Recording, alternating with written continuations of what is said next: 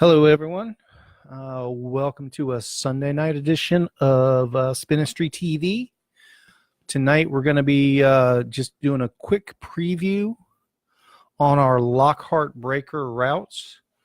And if you do have any questions live, you're welcome to email them to me, spinistry@gmail.com. If you're watching live, I should be able to get that email and answer any questions if I miss anything during the preview. If you're watching on delay, just add your comments to the video itself, and I'll get notification of it. New comments being added, and I'll address any questions at that time. Excuse me. Just trying to knock this out real quick during halftime of the Cowboys-Giants game, but really not a whole lot to go over, so we'll make this as quick as possible. Again, if you have any questions during the live cast, just email them to spinistry@gmail.com. Anything that's confusing during delayed playback, just add a comment to the video itself, and I'll address that as soon as I get notification.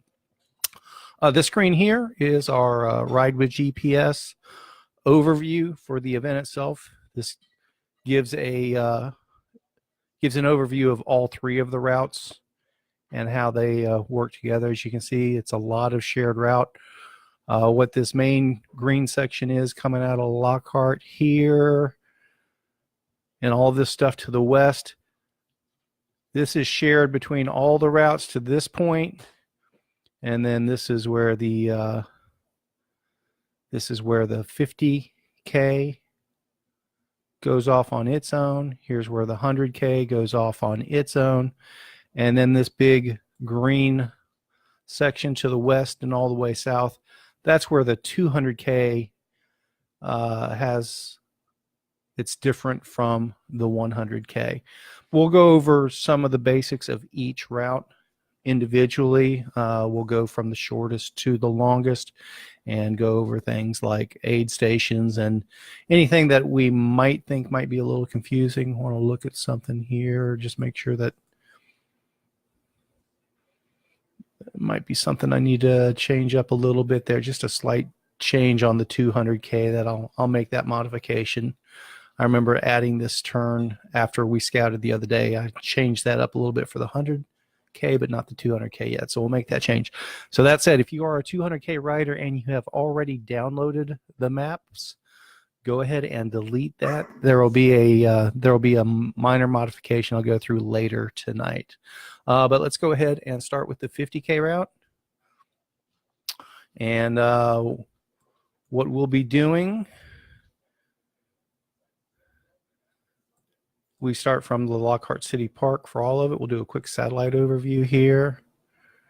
This pavilion on the south end by the pool, this is our pavilion here. There's another pavilion over here that another group has for the day. There's a splash park in here, a bunch of fun stuff. Parking will be up in here. There's restrooms here at the pool, and there are also restrooms up here. There's additional parking up here, and if all this parking gets filled out, we can park alongside the road there.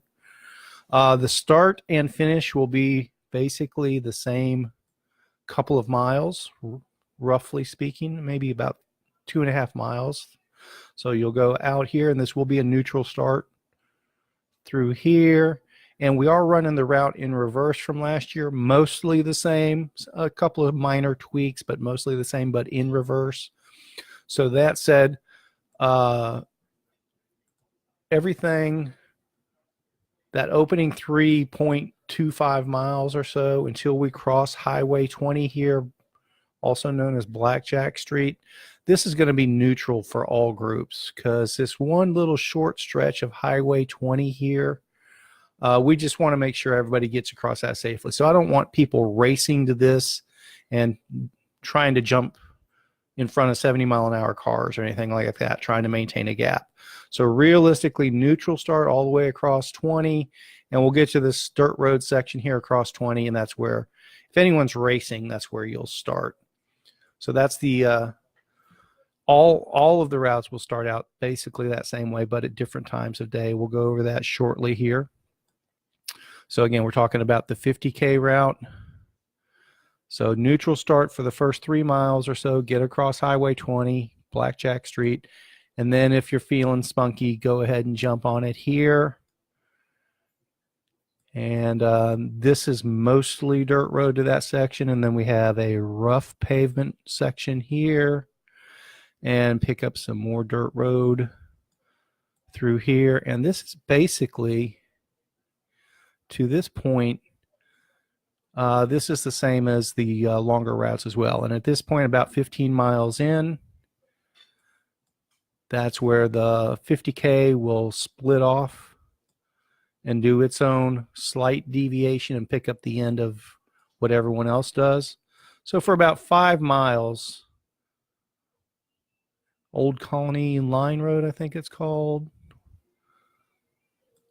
Yeah, Old Colony Line Road.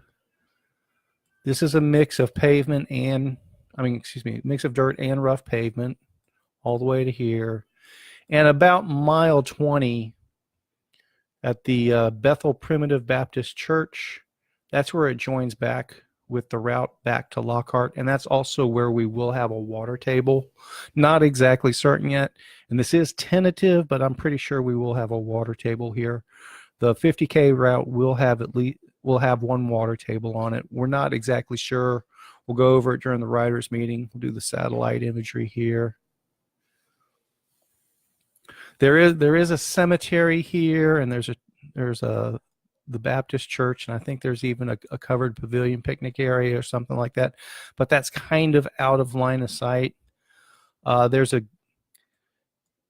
And we don't want to put the water table here because anybody that's coming this way on the longer routes, they won't come down here. So most likely right here in this intersection somewhere is where we'll have that water table set up. And then it's mostly dirt roads. Again, same route as last year, but in reverse. And this brings you right back around, and then you join up and double back the way you started for about the last 2.5 miles or so back to the city park. And it will be marked with spinistry arrows for the 50K route, but do get familiar. Go ahead and download the Ride with GPS app, download the routes, and get familiar with how to use the Ride with GPS app if you don't have a Garmin or a Wahoo or whatever else. We do highly suggest GPS backup just in case. So that was a quick view of the 50K route. Pretty straightforward, not a ton of turns, should be really easy to navigate. And about 20 miles in, there will be a water table for the 50K route. And do a quick overview of the 100K route now. So basically the same thing, starting from the city park, same parking and everything like that. Again, neutral start for the first 3 miles, get across Highway 20 onto Shady Hollow Road. And for the 100Kers, since this will be our biggest racing crowd, I may go ahead, and this is likely to happen, likely to lead y'all out to this point and everybody regroup here again. Yes, neutral for the first 3 miles or so, but we'll go ahead and do a regroup here most likely, and just make sure everybody makes it across the road together, and we'll do a 1, 2, 3 go. And since that will be the biggest racing group, start racing from there. Again, following the same course for about the first 15 miles or so, roughly. 14, I guess this is where it splits off for the 50K is right in here. The 100K and the 200K will go through here. 200K actually splits off this way. 100K will follow the arrows. 200K will be self-navigated at this point. 100K racers will have a water table. This will be the same spot as last year, but again, just in reverse. In the town of Harwood. It's almost a ghost town for all intents and purposes. And there's an antique store here on the north side that most likely will set up the water jugs there. And you'll be rolling through probably a little bit later in the day. So the antique store will probably be open. So she was really excited that we were stopping by last year. So if you're not running for a podium, stop in and say hello.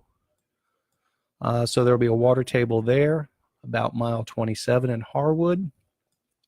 We're going backwards on K&L Ranch Road and Sand Hill Road. When I scouted those roads the other day, there had been a lot of rain. They were packed down really well, not holding water or anything like that. And it's been pretty moist down there. I know earlier in the year, I think there was another event that used some of Sand Hill Road, and it was a bad sand pit. I don't think that's going to be the case. Obviously, we don't know exactly what the weather's going to be like between now and Saturday, but it would take a lot of drying out for that to be extremely sandy. So K&L Ranch Road, Sand Hill Road, I think they'll be in pretty good shape. 100K riders actually here at about mile 49. There's a nice convenience store in McMahon. If you need to get some solid food or Gatorade or whatever, that convenience store will be there. Lots of selection, and they even had like a bar and grill. Well, not a bar, but hot food grill there, burgers and things like that. And this is that same water table we were talking about for the 50K. So we'll have a water table here, but there will also be a convenience store. And again, same finish for you guys. Most likely, and we'll talk about this during the riders meeting, most likely at about a mile out, we're going to say racing. We'll when we put out the arrows and look everything over, most likely we don't want the 100K racers racing actually through the neighborhood and through town and into the park here. So more than likely we're going to have something set up on this back road that goes by the rock pit or whatever it is here, that once you get to somewhere in here, we'll have it clearly marked, no more passing, maintain your positions at that point, and everybody just roll on into town at that point. Most likely. Again, when we mark the course and look things over, we'll make a final decision on that, and we'll communicate that very specifically during the racers meeting before, and then probably in the event day details email that goes out later in the week. So I did hear my email chime. Let me see if that was a question for live. Does not seem to be. Somebody subscribing to my YouTube. Thank you. And so that is the 100K route. Again, 2 water tables are planned, one about mile 27 and another approximately mile 49, with a convenience store also available about that mile 49 slot there. Pretty straightforward route, really nothing out of the ordinary. We did have a couple of minor changes from last year, but extremely minor, almost the exact same route, just in reverse. So that's the 100K overview. And real quickly, we'll do the 200K overview. All right, now this is really important. If you are a 200K rider, this is expected for you to be riding this self-navigated as well as self-supported. 200K riders planned on self-navigated and self-supported. Yes, the course will be marked for the 100K route, which you share a good bit of the 100K route. So whenever you're on the 100K route, 200K riders, you can follow those arrows. But where the route, the 200 splits from the 100K, this turn right here, it's not going to be marked that 200K goes this way. It's just going to be the arrows just for the 100K racers. 200K, you have to be self-navigated with Garmin or Wahoo, or you can use the Ride with GPS app, but make yourself extremely familiar with it. It does work very well. But for a 200K ride, that will use up a lot of phone battery there. So know how to run it in airplane mode and download maps ahead of time if you plan to use the Ride with GPS app. The 200K route has actually had some significant changes outside of just being run backwards from last year. Some of our westernmost stuff from last year was paved that wasn't paved last year. So I personally felt it made the route less interesting. And then we also had there was a good bit of last year's western part of the course that went through some gas fields and some petroleum stuff that, I'll be honest with you, it was just damn stinky out there. And when I was scouting the other day, it was pretty putrid out there. So since the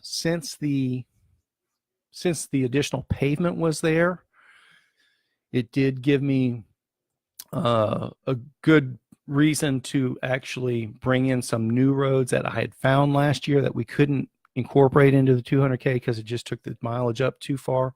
So we're going to go ahead and do it this year. So about this point here, 31-ish miles in, it used to keep going this way. Now we're taking this road here.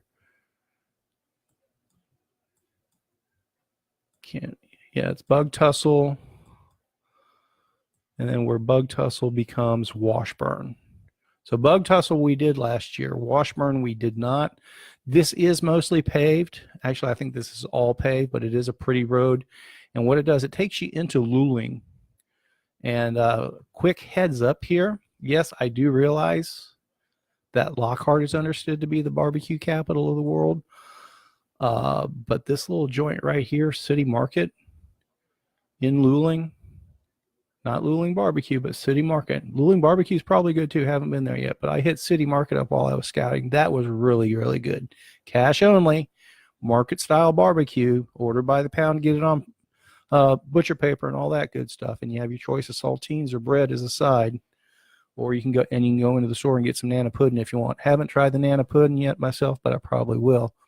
It's probably worth the deviation to catch City Market, 38 miles in or so, but there's also a convenience store right on the route. So if you don't want to go into town, a couple extra blocks, there's a convenience store right there, 38 miles in.